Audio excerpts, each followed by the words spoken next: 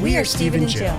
Together, we've been buying and reselling land since the 90s. Our data-centric approach leaves our buyers asking, how can you sell it so cheap? Here on the Land Academy Show, We answer that and more. Steve and Jill here. hello. Welcome to the Land Academy Show, entertaining land, investment talk. I'm Steven Jack Butala. And I'm Jill DeWit, broadcasting from sunny Southern California. Today, Jill and I talk about how to execute an offer campaign for commercial property. This came from a very robust and detailed request from one of our members that Jill they asked Jill, actually, and she shared it with me about, hey, there's a commercial real estate crisis out there right now. How can we make some money off that? How do we send offers to, like, let's say, office building owners who haven't been paying their mortgage and on and on? To which I will explain. This is There's for a you, data Dan. set. There's a data set for all of this stuff, and the data just keeps getting better and better and better, and the opportunities are getting better and better. You know, it's funny when you read in the headlines all this tragedy. My first reaction is, where there's tragedy, there's a lot of opportunity in real estate. That's true. Before we get into it, let's take a question posted by one of our members on the landinvestors.com online community. It's free. I was going to say, I just paused to think about that. It's probably like the stock market too, you know? Yeah. People don't realize you can make money on the way down and the way up. Sometimes more money on the way down than you can make on the way up. Yeah. It's very interesting. So, yep. Okay. Larry wrote, good afternoon, all. What tool or tools do you use for looking at days on market? Any insights and tips for someone new to this world would be greatly appreciated. You know, Jill, I saw that you actually personally responded to this question on Land Investors. I did. So tell us where you get DOM. I copied you No, you didn't. from sure you the Redfin Data Center, and I think I put the link in there for him so he can go look. And I did say spend some time in here. You can drill down. You could pick, large MSA. You can just drill down by zip code. There's many ways you can do it. You can track it. I know that, that's the thing too. It's not so much, you want to know the days on market are good in an area, but you also want to see that they're getting better in that area. You want to see them going lower and lower and lower, not higher and higher and higher kind of thing. So For years and years and centuries and decades, we've all been working, or I have at least, under the guise of real estate speculation, which just cracks me up. Because about 10 years ago, let's say 2009, 2010-ish, all this data started coming out. These websites like Realtor.com and Redfin.com, and then about 10 years earlier, not necessarily for the real estate industry, but for like oil and gas and insurance and stuff, companies like CoreLogic started popping up, where they were aggregating all this data that was out there that was public. CoreLogic started as a way to aggregate the assessor's tax rolls, the treasurer and assessor's tax rolls for each county. And it was real valuable for insurance companies, and eventually it found its way to people like us who are real estate investors. And it took the speculation out of this. Well, because it's been around for so long, there are many, many people, and because of channels like HGTV, speculation is still out there as, if you're going to buy and sell real estate, you're going to have to go take this big risk and take this chance. Let's go buy this house, see if we can renovate it, see what's behind those walls. Let's break into the walls and find the mold and solve it, and I'm out of money. And that's what happens. And so speculation there's no reason for speculation any longer. There's a massive amount of data-driven tools. Like I like to say, there's no dartboards in our office. We don't throw some stuff up and see what sticks. We stopped doing that in like 1975. There's no reason you should ever make a non-data decision, no matter how big or small, in real estate. And so, Larry, this is a great question. Where do you get something as simple as days on market really quickly so you can make a decision? Well, you go to Redfin. One great place is Redfin. So you just type in Redfin data in Google, and it's a magical playground. I've lost full weekends just playing around in there trying to figure out which places to send mail, what's the hottest market. It's amazing the amount of data that's free that's at your fingertips. Today's topic, how to execute an offer campaign for commercial property. This is the meat of the show. It's exactly the way that you execute a data campaign for land. It's just a different product. So Jill and I are licensed providers for all three major data companies, RealQuest, Black Knight, and Black Knight and DataTree. You go in first with a concept of geography, like let's say, I'd like to look at all the properties in Maricopa County, Arizona, which is where Phoenix is. Now I only want to look at properties that don't have a structure on it. Bang. Now I just want to look at properties that are zoned for, pre-zoned for houses, but with no house on it. Bang. And you scrub the data down and down and down and down and down. So you're getting a data set where you want to export it and send everybody an offer. Well, you can do this for office buildings. You can do it for strip malls. You can do it for any type of property that you can possibly imagine. You can do it for cemeteries if you're interested in buying a cemetery. I don't know why you would be, but some people might be. People own cemeteries. So it's very, very simple in my mind. Not simple. It's the exact same procedure as buying and selling land. And everybody who's in our group has access to all that data. We don't just have... This is what the academic problem I have with the word list. Forever, you need to access a database, scrub your data down, and get it out in the mail.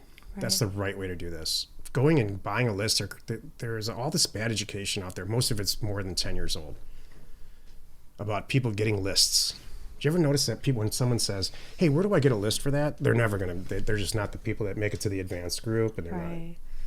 Well, it's people that, exactly, it's old information and they realize you don't have to work from a list kind of thing. And now you can do it yourself. And so I'm thinking about this right now as you're describing it.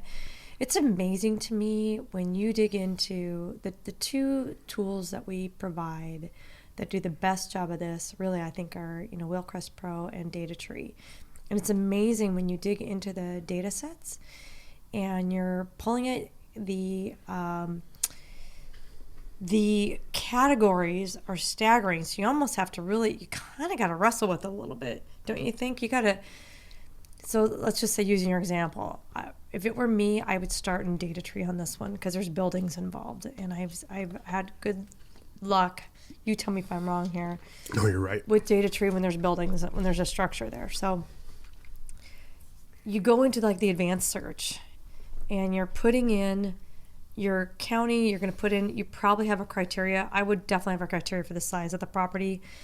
And you're not looking for hospitals. You could, like you were just saying, you can really strategically get in there and play with all the different categories and all the proper different, it's basically like a land use is what you're using.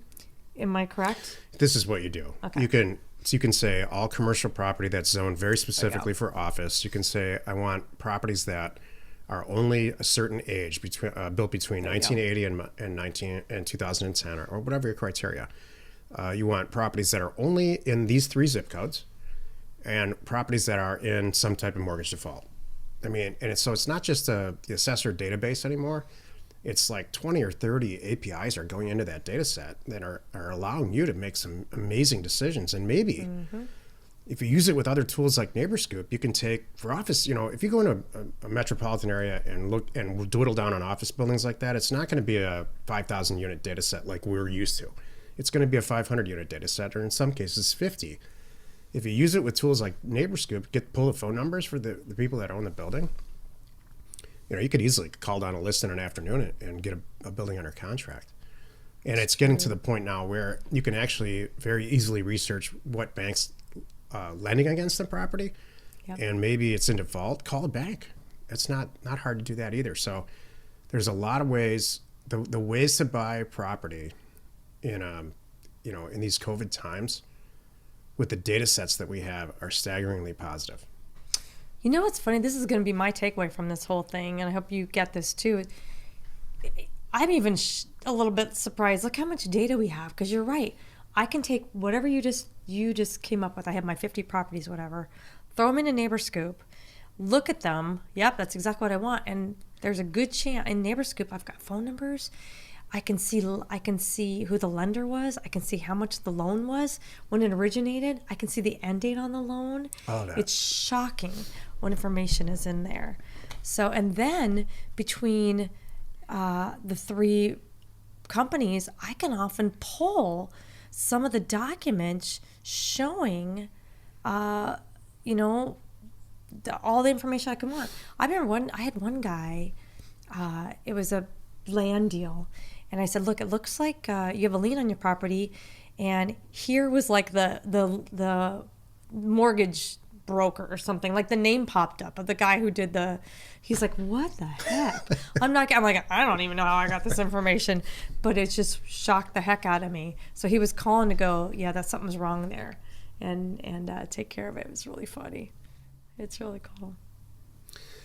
Changing gears a little bit on this topic, philosophically, what happened in this world that we live in, that all this commercial property, nobody would have guessed that this was going to happen, this pandemic thing. My question has always been, who is out there so grossly overextending themselves as a landlord, or just with a massive amount of leverage in office buildings, to think that they were going to be okay? It is sad. It's true. And every time you talk to somebody who had 42 office buildings in one little area, so all their risk was in one little spot. They all had like the similar types of tenants, like maybe somebody owned a bunch of triple net properties that were leased to Starbucks or something like that. I'm just using that as an example, where there was no risk diversification geographically or product type wise or anything else. It was all cross collateralized. So if one or two of them go down, they all go down. Who thought that was okay? And these are seemingly, every time these things happen, they happen to somebody that's, very experienced in real estate, and they're kind of shaking their head saying, wow, I got caught there. I'm bringing this up because there's so much stuff in the news about feeling bad for people like this, and I'm just not one of those people. I don't understand why there's a gross overuse of leverage, and I don't know why someone would do that. I mean, Jill and I don't have $1 of debt, including the deals that we do. We're doing multi-million-dollar deals right now with business partners that we've created in the Land Academy environment, where we all understand the risks. And if one or two or 10 of them go south, it's not going to affect us. It's not going to even affect whether or not what we eat. So I don't understand how we got to this point where there's just a Starbucks on every corner. Like, I don't think it's necessary. Yeah. And everybody's shaking their head saying that, I can't believe it. I believe it. I do too. I don't understand the mindset too, that it's like your margins are so small. You have to have 1,000 doors or whatever you want to call it to make a decent amount of money. And how scary is that? Yeah, and unfortunately, the industries that are getting pounded right now are retail and hospitality. And if you look at a company, I'm not picking on Target, but if you look at a company like Dayton Hudson Target, where their margins have always been 2%, so you have this massive amount of revenue that's publicly traded. It's making 2%. It's created all these jobs, and it's so susceptible to something like a pandemic, where it just shuts it down. Right. So it's too fragile. I think that you need to, this creates a tremendous amount of, it's going to create, let's use Target or Starbucks as an example. Those locations aren't going to work. The vast majority of them are not going to work after this. And I don't think it's going to go back. I don't think they're all the Targets going to reopen. Maybe 20 or 30% of them, because that's what we needed in the first place. Yeah. It's 20% of the Targets. We didn't need 10 in every zip code. I understand. You're not wrong. And the same thing with Starbucks. So everybody's shaking their head saying, darn. Yeah. It's a result of the demand for stock market, publicly traded companies to grow like that. Right. And so there's just an innate issue there. So you have to decide as an investor. Here's my point to all this. You need to decide as an investor how much is enough, and how many deals you want to do, and where you want to do them, and this is going to create, all those Target locations and Starbucks locations are going to create an amazing opportunity for somebody, if that's what if you're into. So, and you have the data right in front of you to make those decisions. Exactly. I was thinking my last comment, I'm wondering what's Dan's angle on this? I know the person who wrote this question to us, looking for commercial property, right? So there's obviously some play there. Obviously, I think, you can tell me if I'm wrong, and I know you will. You have somebody there that sees an alternate use for all this property that's coming up, because nobody in their right mind is saying, well, I'm going to buy this office building and I'm going to make it better as an office building. That's I'm sure not happening right now. So there's some other really cool possible use for these properties. I think it's easy. That people are looking at. What do you think? There's a massive demand, and it will not go away in our lifetime, and probably ever, in affordable housing. So we've created, this market has created the haves and the have-nots of real estate. So if you go on to Google and you start searching around, which I do every Thursday because I do a short presentation for our group about what's happening in the real estate market, it's riddled with everything's great in the real estate market. The houses are being sold at like nobody's business at a higher rate in most markets than that ever has been in the history of this country. But wait, there's a pandemic and 40% of the people aren't paying their mortgage or their rent. It's because crazy. They can't afford it. Here's why. They couldn't afford it before.